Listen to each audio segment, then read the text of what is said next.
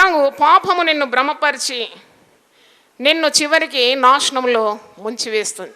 ప్రతి పాపం కూడా చాలా తీపిగా ఉంటుంది. It is very tasty in the beginning. Every sin is very attractive in the beginning, but later on it is very very bitter. Your life will become bitter. అంటే ముందు ఎంత తీపియో తర్వాత అది చాలా చేదుగా ఉంటుంది. తర్వాత ఈ పాపం ఎప్పుడు కూడా నీకు సంతోషాన్ని ఇవ్వదు. The pleasures of sin are only for a season. కొన్ని గంటలు లేక కొన్ని నెలలు, కొద్ది సమయం మాత్రమే ఈ పాపం యొక్క రుచి నీకు రుచిగా అనిపిస్తుంది. కానీ దాని తర్వాత నీకు నొప్పి, బాధ, రోగం, శాపం, దేవుని నుండి దూరం అవడం. The worst thing that happens to a sinner is when you commit sin. Sin separates you from God. దేవుని నుండి నిన్ను దూరపరిచేది పాపమే. ఎందుకంటే పాపం అడ్డుగా ఉంటే నువ్వు ప్రార్థన చేస్తే దేవునికి వినబడదు, దేవుడు మాట్లాడితే నీకు వినబడదు. కాబట్టి పాపం ఎప్పుడు కూడా మానవునికి దేవునికి మధ్యలో వచ్చి ఆ బంధాన్ని తెగగొట్టేదే పాపం. అందుకే పాపము మనం చేయరాదు. ఈ శీర్షికలో ఒకవేళ నీ హృదయంలో పాపం ఉంటే నువ్వు ప్రార్థన చేయాలి. ఎందుకంటే there is always a way out in the Bible. మార్గం ఉన్నది. యేసుప్రభు అంటాడు, నేనే మార్గము, నేనే సత్యము, నేనే జీవమై ఉన్నాను. నా యొద్దకు వచ్చువాని నేనెంత మాత్రము త్రోసి వేయం. నేనే మార్గమై ఉన్నాను. తండ్రి యొద్దకు వెళ్ళడానికి నేనే మార్గం. ఒకవేళ పాపం చేస్తే ఆ పాపాన్ని నీ హృదయంలో దాచుకోకుండా, కప్పుకోకుండా దేవుని సన్నిధిలో ప్రార్థన చేసి, దేవా నాకు ఈ పాపం నుండి విడుదల దయచేయి.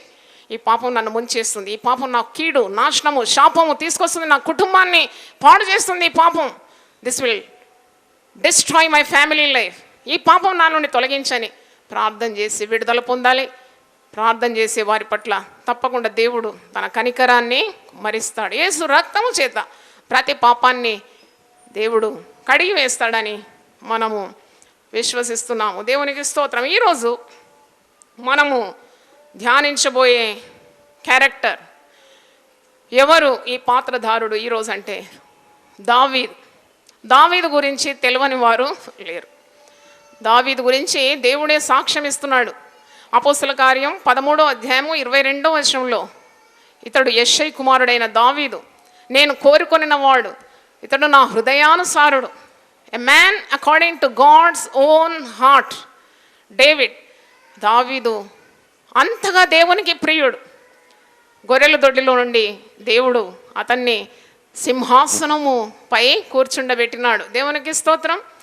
గొర్రెల దొడ్డి నుండి చూడండి, దీన స్థితి నుండి రాజరికానికి, అది కూడా దావీదు దాదాపు 40 సంవత్సరాలు ఇశ్రాయేలు ప్రజలను ఏలినాడు. దావీదు మహారాజుగా ఉండినాడు. చాలా పరాక్రమశాలి, దేవుని యందు చాలా భయభక్తులు గలవాడు, కీర్తనాకారుడు, కవి, ఈజ్ అ పోయట్. చాలా పద్యాలు రాసినాడు, కీర్తనలు రాసినాడు, నాట్యమాడి దేవుణ్ణి స్తుతించినవాడు, దేవుని హృదయానుసారుడు, దేవుని పట్ల ఎప్పుడు కృతజ్ఞత కలిగిన వాడు. ఈ దావీదును సాతానుడు శోధించి పడవేసినాడు. ఆ పడిన స్థితి నుండి దావీదు తిరిగి దేవునితో బంధాన్ని తిరిగి పొందుకున్నాడు. పాపము ఒప్పుకొని దాన్ని వదిలిపెట్టి తిరిగి దేవుని మార్గంలో వచ్చినాడు. ఈ దావీదు గురించి ఈరోజు మనం ధ్యానించబోతున్నాం. దావీదు గురించి మొదటి సమూయేలు గ్రంథం, 2వ సమూయేలు గ్రంథం, అలాగే మొదటి రాజుల గ్రంథం, 2వ రాజుల గ్రంథం, మొదటి దినవృత్తాంతములు, ఈ గ్రంథాల్లో దావీదు గురించి ఉన్నది. If you want to know about king David and his history, you should read 1 Samuel, 2 Samuel, 1 Kings, 2 Kings and 1 Chronicles. దీంట్లో దావీదు గురించి, ఆయన చరిత్ర గురించి చాలా విశదంగా ఉంది. కొన్ని హైలైట్స్ మాత్రమే నేను చెప్తూ ఉన్నాను. యెష్షై కుమారుడు, యెష్షైకి 8 మంది సంతానం. వీరిది యూదా గోత్రం. దావీదు వంశావళిలోనే యేసు ప్రభు జన్మించినాడని మనకు తెలుసు. యేసు ప్రభుకు ఒక పేరుంది, దావీదు కుమారుడా. గుడ్డి భర్తమై ఏమని సంబోధిస్తున్నాడు? దావీదు కుమారుడా, నన్ను కరుణించు. మరి యెష్షైకి పుట్టిన సంతానం 8 మందిలో కనిష్ట కుమారుడు దావీదు అని మనం చూస్తున్నాం. ఈ చిన్నతనంలోనే సమూయేలు ప్రవక్త ఈ దావీదు దేవుడు కోరుకున్న వ్యక్తి అని, ఇశ్రాయేలుకు రాజు కాబోతున్నాడని గొర్రెల మందల్లో నుండి దావీదును పిలువనంపి దేవుని ఆత్మచేత ప్రేరేపింపబడి సమూయేలు ప్రవక్త దావీదును రాజుగా అభిషేకిస్తున్నాడు. ఇశ్రాయేలుకు రానున్న రాజుగా. చిన్నతనంలో మనకు తెలుసు, మొదటి సమయాలు 17వ అధ్యాయంలో దావీదు చిన్న బాలుడుగా ఉన్నప్పుడే మరి 9 అడుగుల జానుభావుడైన గొలియాతును హతమార్చినాడు. ఏమని అంటున్నాడంటే, నీవు కత్తి ఈట బల్లెం పట్టుకొని నా మీదకి వస్తున్నావు, కానీ నీవు తిరస్కరించిన ఇశ్రాయేలు దేవుడైన యెహోవా పేరట నేను నీ మీదికి వస్తున్నాను.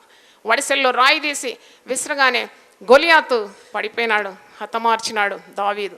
ఎందుకు వీరు చేసిన తప్పులు పాపములు మనం ఎందుకు ధ్యానించాలి అన్నప్పుడు నాకు ఒక మంచి జవాబు పరిశుద్ధ గ్రంథం నుండి దొరికింది. దావీదు చేసిన పాపం మనందరికీ తెలుసు, బెత్షెబాతో పాపము చేసినాడు. దేవుడు అన్నీ అనుగ్రహించినాడు దావీదు.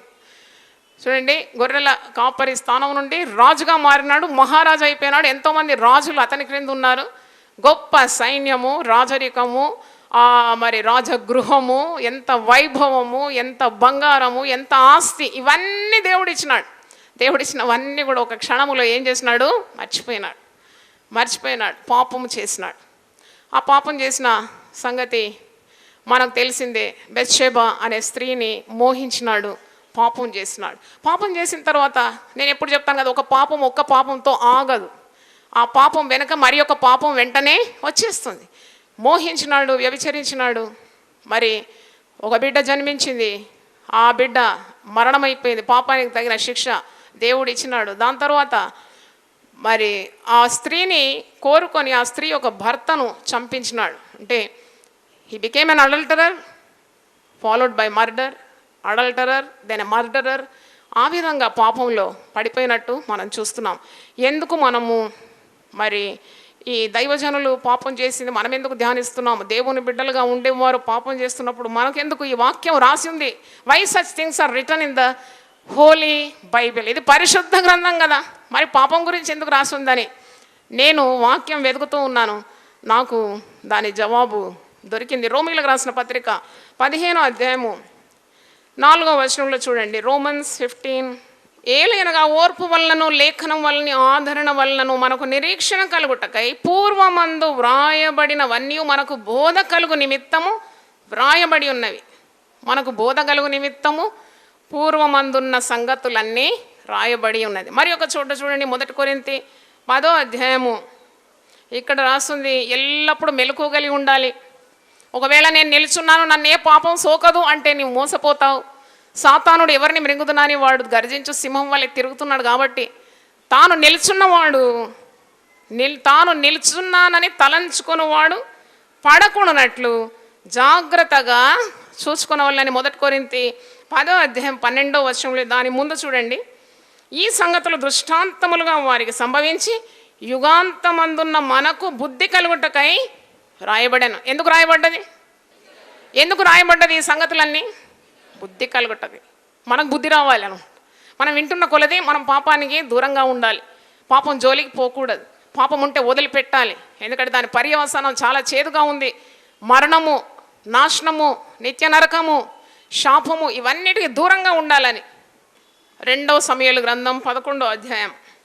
వసంతకాలమున రాజులు యుద్ధమునకు బయలుదేరు సమయమున దావీదు యోవాబును అతని వారిని ఇశ్రాయేలులందరినీ పంపగా వారు అమ్మోనీయులను సంహరించి రబ్బా పట్టణమును ముట్టడి వేసిరు. అయితే దావీదు యెరూషలేమునందు నిలిచాను. అక్కడ యుద్ధం అవుతున్నది, దావీదు వెళ్ళలేదు. యుద్ధానికి వెళ్లకుండా మరి ఆయన అక్కడనే నిలిచినాడు, యెరూషలేములోనే నిలిచిపోయినాడు. 2వ వచనం. ఒకానొక దినమున ప్రొద్దుగుంకు వేళ దావీదు పడక మీద నుండి లేచి రాజనగరి మిద్ద మీద నడుచు పైనుండి చూచుండగా స్నానం చేయి ఒక స్త్రీ కనబడెను. ఆమె బహు సౌందర్యవతి అయి ఉండడం చూచి దావీదు దాని సమాచారం తెలుసుకున్నట్టుగా ఒక దూతను పంపాను. ఇవన్నీ మీరు ఇంటి దగ్గర మరి చదువుకోవచ్చు. ఇదంతా విపులంగా ఉంది, చాలా వివరించడానికి సమయం కావాలి. మరి ఇక్కడ జరిగింది ఏంటి? దావీదు చేసిన పాపం ఏంటి? దావీదు ఒకానొక దినమున ప్రొద్దుగుంకు వేళ దావీదు పడక మీద నుండి లేచి రాజనగరి మిద్ద మీద నడుచు పైనుండి చూచుండగా స్నానం చేయి ఒక స్త్రీ కనబడు. పడక నుండి లేచినట్టు వెళ్ళిపోయినాడు. ఎక్కడికి పోయినాడు? మిద్ద మీద పోయినాడు. మిద్ద మీద పోయి అటు ఇటు తిరుగుతున్నాడు. మిద్ద మీద నుండి క్రిందికి చూసినాడు. నేనంటాను, దేవుని బిడ్డలు ఎప్పుడు క్రింది చూపు కాదు, ఎక్కడ చూడాలి? పైకే చూడాలి. ఏ తప్పులు చేయకుండా, ఏ పాపంలో పడకుండా ఉంటాం. ఒకవేళ దావీదు చాలా కీర్తనలో ఇలా రాస్తాడు, ఆకాశమందు ఆసీనుడైన వాడా నీ తట్టు నా కన్నులు ఎత్తుచున్నా.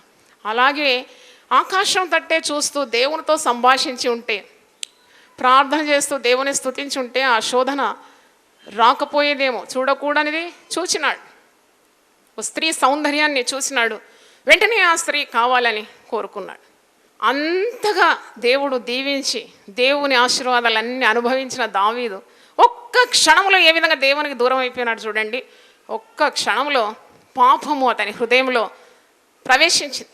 కన్నులు అన్నమాట. ఈ కన్నుల గురించి చాలా జాగ్రత్తగా ఉండాలి. ఈ కన్నులు హృదయానికి పోయే గేట్ అన్నమాట. ఈ కన్నుల నుండే పాపం ఏమవుతుంది, ప్రవేశిస్తుంది. కన్నులు సరిగా పెట్టుకోవాలి, ఇటు కాకుండా అటు చూడకుండా నేరుగా దేవుని తట్టు చూసే నేత్రాలు మనము కోరుకోవాలి.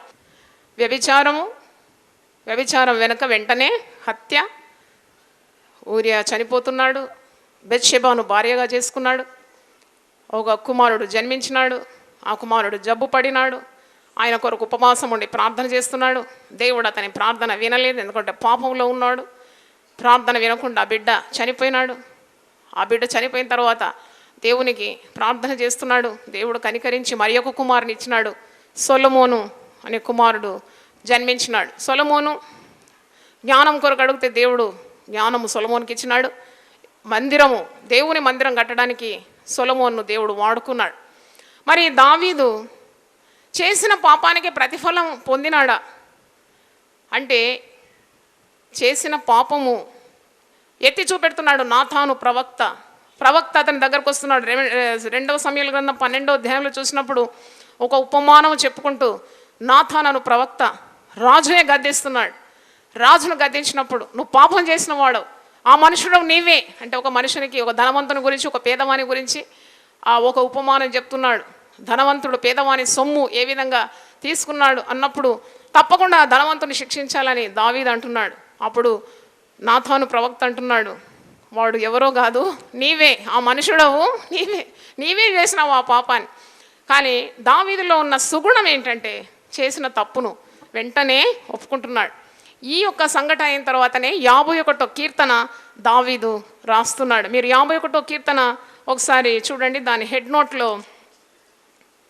రాసింది సామ్స్ 51. దావీదు బెత్షెబా యొద్దకు వెళ్ళిన తరువాత నాతానను ప్రవక్త అతని యొద్దకు వచ్చినప్పుడు అతడు రచించిన కీర్తన. అంటే తప్పు ప్రవక్తలు ఇప్పుడు కూడా రాజులను కూడా గద్దించడానికి అట్టి అధికారాన్ని, అభిషేకాన్ని పొందినవారే. నాతాను ప్రవక్త గద్దింపుకు కావాలంటే మహారాజు కదా, ఒక కనుసైగ చేసే చాలు సైనికులు వచ్చి అతన్ని తీసుకొని వెళ్ళి ఉరిదీయొచ్చు. కానీ దావీదు ఒక మహారాజైనా, అధికారం గలవాడైనా నాతాన్ను చంపక దేవునికి భయపడేవాడు. ఒక పాపం చేసినాడు అంతే. అతని జీవితంలో ఎత్తి చూపెట్టడానికి ఒక్క పాపం ఉన్నది, కానీ అన్ని విషయంలో కూడా దేవునికి భయపడేవాడే. నాతాను చంపలేదు, కానీ నాతాను చెప్పిన ఆ మాటలకు మరి తన తప్పును ఒప్పుకొని ఈ కీర్తన రచించినట్టు ఇక్కడ మనం చూస్తున్నాం. ఇక్కడ దేవునితో పశ్చాత్తాపడుతున్నాడు. పశ్చాత్తాపైన హృదయంతో దేవుని కృపను, కనికరాన్ని అడుగుతున్నాడు. దేవా, నీ కృప చొప్పున నన్ను కరుణింపు, నీ వాత్సల్య బాహుళ్యము చొప్పున నా అతిక్రమములను తుడిచివే. Blot out my transgressions Lord, forgive me Lord. నన్ను క్షమించు దేవా, నా అతిక్రమములను నీవు తుడిచివేయి. నా దోషం పోవునట్లు నన్ను బాగా కడుగు. మరి ఇక్కడ హిస్సోపుతో నన్ను కడుగు, నన్ను పవిత్రపరచు, హిమము కంటే నన్ను తెల్లగా చేయి, నా యందు శుద్ధ హృదయము కలుగజేయి, నీ పరిశుద్ధాత్మను నా యొద్ద నుండి తీసివేయి. ఈ మాటలన్నీ ఇక్కడ మనం చూస్తున్నాం. అంటే పశ్చాత్తాపమైన హృదయంతో ప్రార్థన చేస్తున్నాడు. అంటే దేవునితో ఉన్న బంధాన్ని కోల్పోయినాడు. తిరిగి దేవునితో సహవాసం కావాలని ఆశతో, పాపం ఉంటే దేవునితో బంధం ఉండదు కాబట్టి ఆ పాపాన్ని తొలగించుకోవడానికి ఒక ప్రార్థన, ప్రేయర్ ఆఫ్ రిపెంటెన్స్ ప్రార్థన చేస్తున్నాడు. దేవుడు అతన్ని క్షమించినాడు.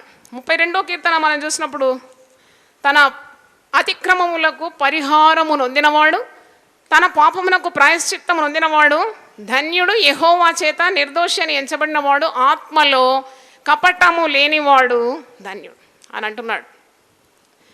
5వ వచనం, నా దోషము కప్పుకొనక నీ ఎదుట నా పాపము ఒప్పుకొంటిని, యెహోవా సన్నిధిని నా అతిక్రమములు ఒప్పుకొందుననుకొంటిని, నీవు నా పాపదోషమును పరిహరించి ఉన్నావు. అంటే ఇలాంటిదన్నమాట. దావీదు దేవునితో తిరిగి పోగొట్టుకున్న బంధాన్ని మరి తిరిగి పొందుకున్నాడు. దేవుడు క్షమిస్తాడు, అది మనకందరికీ తెలుసు. కానీ పాపం యొక్క చేదు ఫలాన్ని మాత్రం అనుభవించక తప్పదు. దేవుడు శిక్షించు నరుడు ధన్యుడు.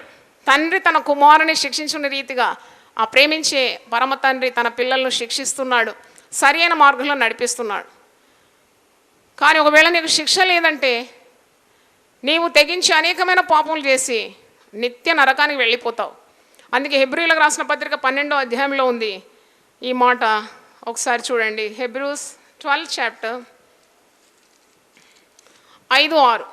నా కుమారుడా, ప్రభు చేయు శిక్షను తృణీకరించకము, ఆయన నిన్ను గద్దించినప్పుడు విసుకకుము. ప్రభు తాను ప్రేమించిన వాడిని శిక్షించి తాను స్వీకరించు ప్రతి కుమారుని దండించు. పాపం అధిక ద్రోహం చేయకుండా దేవుడు నిన్ను తప్పిస్తాడు. కానీ ఈ దావీదు అనుభవించిన చేదు ఫలం ఏంటి? ఇక్కడ నాతాను ప్రవక్త ప్రవచిస్తున్నాడు. నీవు యెహోవా మాటను తృణీకరించి ఆయన దృష్టికి చెడుతనము చేస్తేవేమి? హిత్తీయుడకు ఊరియాను కత్తి చేత చంపించి అతని భార్యను నీకు భార్య యగునట్లుగా నీవు పట్టుకొని ఉన్నావు. అమ్మోనీయుల చేత నీవు అతన్ని చంపిస్తేవు కదా. నీవు నన్ను లక్ష్యము చేయక హిత్తీయుడకు ఊరియా భార్యను నీకు భార్య యగునట్లు తీసుకున్నందున నీ ఇంటి వారికి సదాకాలము యుద్ధము కలుగు. నాతాను ప్రవక్త ప్రవచించింది అక్షరాల నెరవేరింది. సదాకాలము దావీదు కుటుంబంలో యుద్ధం. దావీదుకు నెమ్మది లేకుండి, ఎందుకంటే పాపం యొక్క చేదు ఫలాన్ని అనుభవించినాడు. దేవుడు క్షమించినాడు, కానీ ఫలాన్ని మాత్రం అనుభవించక తప్పలేదు. నా మాట ఆలకించము యెహోవానగు నేను సెలవిచ్చినది ఏమనగా, నీ ఇంటి వారి మూలముననే నీకు అపాయము పుట్టింతును. నీ ఇంటి వారి మూలముననే నీకు అపాయము నేను పుట్టింతును. నీ ఇంటి వారే నీకు వైరం అవుతారు. నీ ఇంటి వారి మూలంని నేను నీకు అపాయం పుట్టింతును. నీవు చూస్తుండగా నేను నీ భార్యలను తీసి నీ చేరువ వానికి అప్పగించదు. నువ్వు ఏమి విత్తినావో ఆ పంటను కోస్తావు. నువ్వు పరుని భార్యను నువ్వు ఆశించినావు కాబట్టి నీ భార్యలను వేరొకరి వశం అయిపోతారు. పగటి అందు వాడు వారితో శయనించు. నీవి కార్యము రహస్యంగా చేస్తేవి కానీ ఇశ్రాయేళ్ళందరూ చూస్తుండగా పగటి అందే నేను చెప్పిన దాన్ని చేయించున్నా. నేను నువ్వేమో రహస్యంగా చేసినావు, ఎవరు చూడకుండా చేసినావు, కానీ ఇవన్నీ పరస్యంగానే నీకు భవిస్తుంది అని చెప్తున్నాడు. అప్పుడు దావీదు, నేను పాపం చేసినని దావీదు నాతానుతో అనగా, నేను చేయలేదు నాకేం తెలియదని అనే బదులు చేసినానని ఒప్పుకోవడం ఎంత గొప్పగా. దావీదు గొప్పవాడు దేవుని దృష్టిలో. అంటున్నాడు, అవును నేను పాపం చేస్తుని అని దావీదు నాతానుతో అనగా, నాతాను నీవు చావకుండానట్లు యెహోవా నీ పాపమును పరిహరించెను. అయితే ఈ కార్యము వలన యెహోవాను దూషించుటకు ఆయన శత్రువులకు నీవు గొప్ప హేతువు కలుగజేస్తేవి గనుక నీకు పుట్టిన బిడ్డ నిశ్చయముగా చచ్చునని దావీదుతో చెప్పి తన ఇంటికి వెళ్ళాను. యెహోవా ఊరియా భార్య దావీదున కనిన బిడ్డను మొత్తినందున అది బహు జబ్బు పడేను, తిరిగి మరణమైందని మనం చూస్తున్నాం. అంటే ఒప్పుకుంటున్నాడు తప్పు, అవును నేను తప్పు చేసినాను. కానీ నాతాను ప్రవక్త ఏమని ప్రవచిస్తున్నాడు, ఇశ్రాయేల్ దేవుణ్ణి నువ్వు ప్రజలందరి ఎదుట మరి ఆ దేవునికి దూషించుటకు, యెహోవాను దూషించుటకు ఆయన శత్రువుల వల్ల నీవు గొప్ప హేతు కలుగజేస్తేవి గనక నీకు ఈ కీడంతా కూడా భవిస్తుంది అని తెలియజేస్తున్నాడు. సదాకాలం నీ కుటుంబంలో యుద్ధములు ఉంటుంది. చూడండి, పాపం చేసే వారి గృహాల్లో ఎప్పుడు సమాధానం ఉండదు. Always there is fighting. ఎందుకంటే వాడు పాపం చేస్తున్నారు. Where there is sin there is battle, there is war, there is no peace. చూడండి, పాపము సమాధానాన్ని కోల్పోతుంది. ఒక స్త్రీ యేసుప్రభు పాదాల మీద పడి ఏడ్చి పాదాలన్నీ తడిపినప్పుడు యేసుప్రభు అంటాడు, నీ విశ్వాసం నిన్ను రక్షించింది, నువ్వు సమాధానము గలదానివై పొమ్ము. అంటే ఏంటి? పాపం వల్ల సమాధానము లేదు. ఆమె పాపాత్మురాలైన స్త్రీ, ఆమె సమాధానాన్ని కోల్పోయింది. అలాగే పాపము చేసిన దావీదు గృహంలో సమాధానమే లేదు. మీకు తెలుసు కదా, తన కుమారుడు అమ్నోన్ మరి తనకు అంటే భార్యలు అనేకంగా ఉన్నారు. ఒక కుమార్తె తామారును మానభంగం చేస్తాడు. His own son Amnon rapes his daughter Tamar. మరి అందువలన అబ్షాలోము, మరి సొంత కుమారుడు అబ్షాలోము వెంటనే అమ్నోను చంపడం, ఎన్ని హత్యలు, ఎన్ని పాపాలు ఆ కుటుంబంలో ప్రవేశించిందో మనం చూస్తున్నాం. తర్వాత మీరు చూసినప్పుడు అబ్షాలోముకు భయపడుతున్నాడు. అబ్షాలోము దావీదు యొక్క ప్రాణాన్ని వేటాడుతున్నాడు. Own son is revolting against his father. అంటే కన్న కుమారునికి భయపడే పరిస్థితి దావీదుకు ఏర్పడింది. అబ్షాలోము రాజ్యాన్ని దావీదు చేతి నుండి అపహరించుకోవడానికి ప్రయత్నిస్తున్నట్టు మనము చూస్తున్నాం. అంటే దీనివలన వచ్చిన ప్రయోజనం ఏంటి? దావీదుకు ప్రయోజనం ఏమీ లేదు. తనకున్న సమాధానం నష్టమైంది, తన పిల్లల్లో నెమ్మది లేదు, యుద్ధములు, పోరాటములు, ఈ భోగేచ్ఛల వలన, అంటే తనకు కానిది ఆశించిన ద్వారా ఆ పాపము తనలో ప్రవేశించినందుకు దేవుడు క్షమించిన the consequences of sin he had to face. ఇది మనం చూస్తున్నాం. తాను ప్రవచించిన ప్రకారం నీకు సదాకాలం యుద్ధం ఉంటుంది. ఎందుకంటే దేవుని నామము దూషింపబడుటకు నీవు కారకుడైపోయినావు, నీ ద్వారా దేవుని నామము దూషింపబడేది. ఒక్కసారి మనం అందరం ఆలోచించుకోవాలి, దేవుడు మనల్ని ఏ స్థితి నుండి ఏ స్థితికి తీసుకొని వచ్చినాడు. దావీదు 103వ కీర్తనలో మాట అంటాడు, నా ప్రాణమా యెహోవాను సన్నతించుము, సంగమునున్న సమస్తమా ఆయన పరిశుద్ధ నామమును సన్నతించుము, ఆయన చేసిన ఉపకారంలో దేనిని మరవ. నేను అనుకుంటాను, పశ్చాత్తాపుడైన తర్వాత నాకు అనిపిస్తుంది ఆ మిద్ద మీద నడక ఎంత ప్రమాదకరంగా మారింది. ఒకవేళ దేవుడు చేసిన ఉపకారాలన్నీ ధ్యానిస్తూ నడుస్తూ ఆకాశం తట్టు కన్నులెత్తి ప్రార్థనలు చేసి యుద్ధములో గెలుపు కొరకు దేవుని శక్తిని అడిగి ప్రజలందరి కొరకు ప్రార్థన చేసుంటే ఆ పాపము చేయకుండా ఉండేదేమో. అందుకే ప్రతి అడుగు కూడా మనం చాలా జాగ్రత్తగా వేయాలి. Every step has to be a careful step.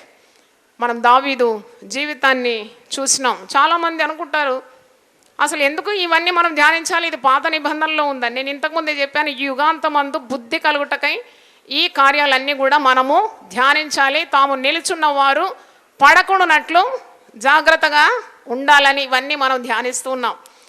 క్రొత్త నిబంధనలో యేసు రక్తము ప్రతి పాపం నుండి, ప్రతి దుర్నీతి నుండి మనల్ని విడిపిస్తుందని.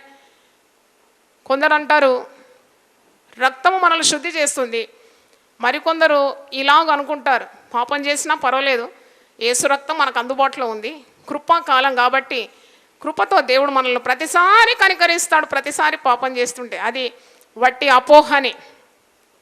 క్రొత్త నిబంధనలోని మనకు అనేకమైన చోట్లలో రాస్తుంది, కుక్క తన వాంతికి తిరిగినట్లు కడగబడిన పంది తిరిగి బురదలో పొర్లినట్లు వారికి సంభవించింది.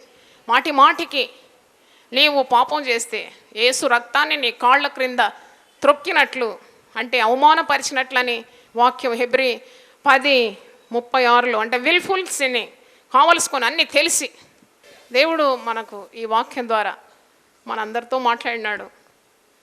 ఎరిగి ఎరిగి విని విని దేవుని వాక్యం విని విని కూడా పాపం చేయడానికి ధైర్యం ఉండకూడదని, దేవునికి భయపడాలని, ప్రతి పాపాన్ని తొలగించుకోవాలని, పశ్చాత్తాపమైన హృదయంతో చేసిన పాపాన్ని ఒప్పుకొని కప్పుకోకుండా దేవుని సన్నిధిలో క్షమాపణ అడిగి పాపం చేయకూడనట్లు పరిశుద్ధాత్మ సహాయము అడగాలి. దేవునికి స్తోత్రం.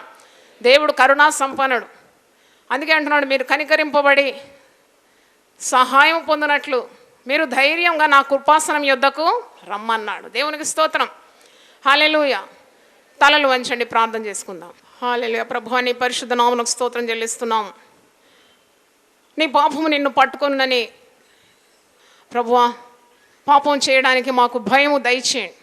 దేవుని భయము కలిగి చెడుతనాన్ని విసర్జించి నీతి కలిగి న్యాయంగా నడుచుకోవడానికి ఎల్లప్పుడూ నీ భయం మాలో దయచేయమని, ప్రతి కీడుకు మేము దూరంగా ఉండుట కృప దయచేయమని, ఏ పాపం మా మీద ప్రభుత్వం చేయకుండా మాకు సహాయము దయచేయమని, ప్రతి పాపాన్ని జయించడానికి మాకు ఆత్మశక్తి మాకు దయచేయండి. ప్రభువా నీకు మేము దగ్గరగా ఉండాలని, నీకు మాకు ఒక బంధమంటూ ఉండాలని, ప్రభువా ఎల్లప్పుడూ పరిశుద్ధత మాకు కవచంగా ఉండాలని, నీతి మార్గంలో నడుచుకోవడానికి మాకు సహాయం దయచేయండి. నీకు ఆయాసకరమైన మార్గం అంతా తొలగించండి. మా నోటి మాటలు, మా హృదయ ధ్యానము నీకు అంగీకారంగా ఉండాలి. ప్రభువా మమ్మల్ని దీవించి మమ్మల్ని ఆశీర్వదించి నీ వాక్యపు వెలుగులో మా జీవితాలు వెలగాలని యేసు నామంలో అడుగుతున్నాను తండ్రి. ఆమేన్. తండ్రి అయిన దేవుని ప్రేమ, యేసు క్రీస్తు కృప, పరిశుద్ధాత్మ సహవాసం మనందరికీ సదాకాలము తోడుగా ఉండును గాక. దేవుడు మనల్ని సమృద్ధిగా ఆశీర్వదించును గాక. జీవపు మాటలు సజీవ